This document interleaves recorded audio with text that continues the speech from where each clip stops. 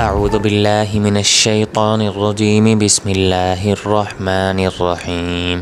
قل من حرم زینة اللہ التي اخرج لعباده والطیبات من الرزق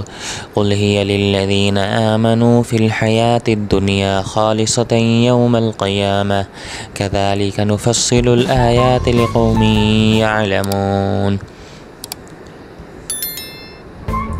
آپ فرما دیجئے کہ کس نے حرام کیا اللہ تعالیٰ کی پیدا کی ہوئی زینت کو جو اس نے اپنے بندوں کے لیے نکالی،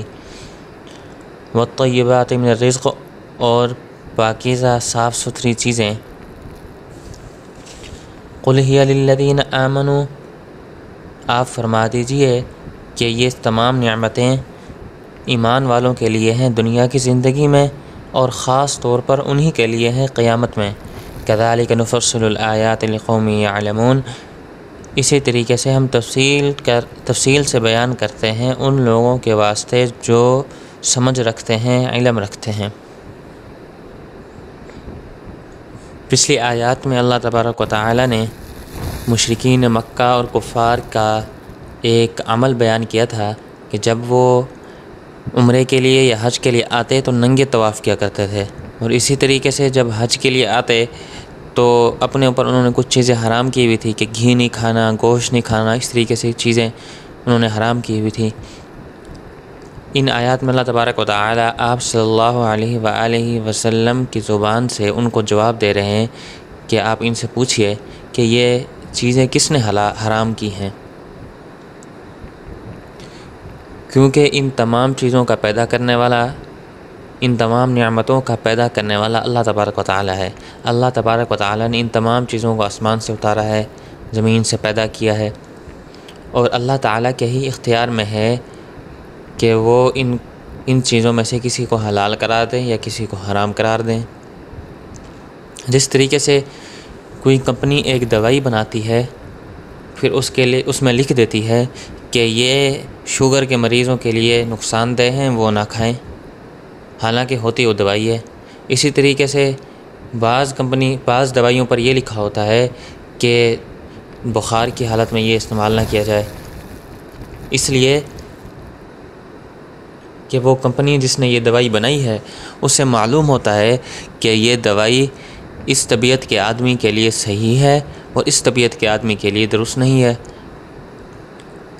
وہ یہ لکھ دیتی ہے، اب اس پر عمل کرنا ضروری ہوتا ہے۔ ابھی اسی طریقے سے اللہ تبارک و تعالی نے یہ تمام نعمتیں ہم پر نازل فرمائی ہے اور ہمیں ان نعمتوں سے نوازا ہے، اور اب اللہ تعالیٰ کے ہی اختیار میں ہے کہ کسی چیز کو حلال قرار دیں یا کسی چیز کو حرام قرار دیں۔ جن چیزوں کو اللہ تبارک و تعالی نے حلال قرار دے دیا وہ حلال ہیں، اور جن چیزوں کو اللہ تبارک و تعالی نے حرام قرار دیا ہے وہ حرام ہیں۔ اس کے بعد کوئی بھی آدمی کسی چیز کو حلال یا حرام نہیں قرار دے سکتا، کوئی چیز حلال ہو اسے حرام قرار دے ایسا نہیں ہو سکتا، اور اسی طریقے سے کوئی چیز حرام ہو اسے حلال قرار دے یہ بھی نہیں ہو سکتا۔ اس لیے اللہ تبارک و تعالی نے آپ صلی اللہ علیہ وآلہ وسلم کی زبان سے ان سے پوچھا کہ یا بنی آدم خود، اس لیے اللہ تبارک و تعالی نے حضور صلی اللہ علیہ وآلہ وسلم کی زبان سے اس لیے اللہ تبارک و تعالی نے آپ صلی اللہ علیہ وآلہ وسلم سے فرمایا کہ ان سے پوچھئے کہ ان چیزوں کو کس نے حرام قرار دیا ہے، جو تم لباس کو نہیں پہنتے، اسی طریقے سے تم گوشت وغیرہ اور گھی وغیرہ یہ چیزیں نہیں کھاتے، اس کو اپنے اوپر حرام قرار دے دیا، یہ کس نے حرام کیا ہے؟ آگے فرمایا اخرج لعباده والطیبات من الرزق، وہ چیزیں جو اللہ تبارک و تعالی نے اپنے بندوں کے لیے نکالی ہیں پاکیزہ صاف ستھرے رزق میں سے۔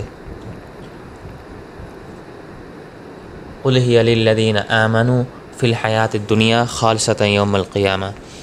آیت کے اس حصے میں فرماتے ہیں کہ یہ تمام نعمتیں اللہ تبارک و تعالی کے، یہ تمام نعمتیں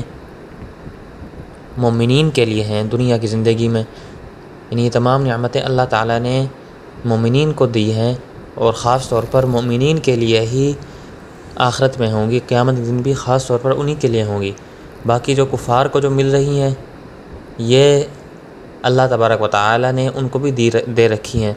آیت کا مطلب پہلا یہ ہے کہ دنیا کی زندگی میں کافر اور مسلمان دونوں اللہ تعالیٰ کی نعمتوں میں شریک ہوتے ہیں۔ قیامت کے دن خاص طور پر مومنین کو یہ نعمتیں ملیں گی، کافروں کو یہ نعمت نہیں ملے گی، اس لیے کہ اللہ تبارک و تعالیٰ کی نظر میں اس دنیا کی نعمتوں کی قیمت مکھی کے پر کے برابر بھی نہیں ہے، مچھر کے پر کے برابر بھی نہیں ہے۔ اس لیے اللہ تبارک و تعالیٰ نے ان کافروں کو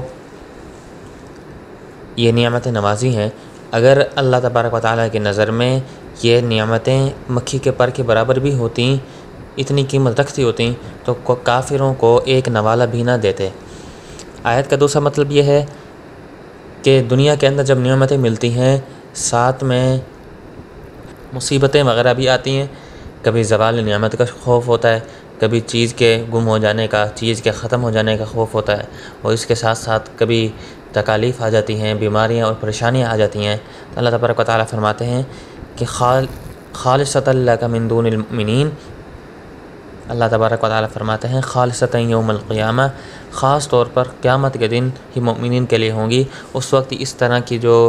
تکالیف ہیں، بیماریاں ہیں، پریشانیاں ہیں، یہ مال کے ساتھ اور نعمتوں کے ساتھ نہیں ہوں گی۔ پچھلی آیت میں اللہ تبارک و تعالیٰ نے ارشاد فرمایا تھا کہ ولا تسرفوا، اسراف نہ کرو۔ تو علماء فرماتے ہیں کہ نعمت جو اللہ تعالیٰ عطا فرمائیں اس نعمت کا اظہار بھی ضروری ہوتا ہے۔ مفسرین فرماتے ہیں کہ جو اللہ تبارک و تعالیٰ نعمت عطا فرمائیں اس نعمت کا اظہار بھی ضروری ہوتا ہے، جیسا کہ قرآن پاک میں دوسری جگہ ارشاد ہے فَأَمَّا بِنِعْمَةِ رَبِّكَ فَحَدِّثْ وَأَمَّا بِنِعْمَةِ رَبِّكَ فَحَدِّثْ، کہ جب اللہ تبارک و تعالیٰ نعمت عطا فرمائے تو اس کا اظہار بھی کرو، اس کو بیان بھی کرو۔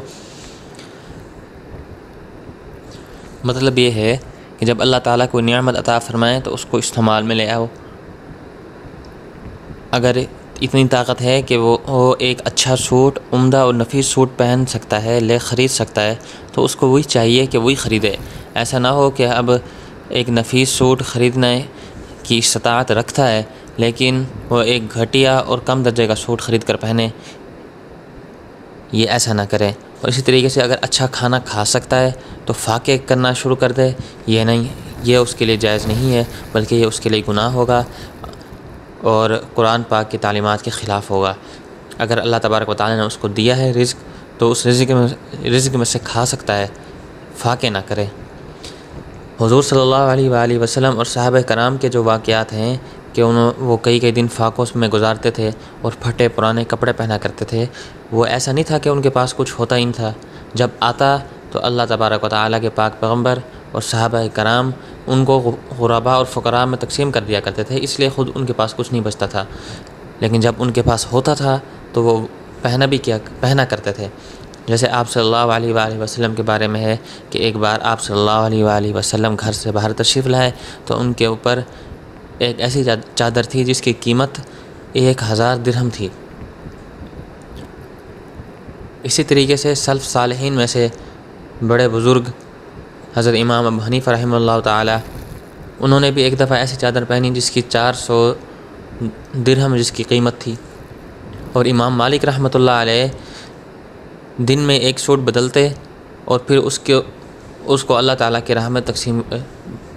بانٹ دیتے، تقسیم کر دیتے، غرباء اور فقراء کو دے دیتے، دوبارہ وہ سوٹ نہیں پہنتے تھے،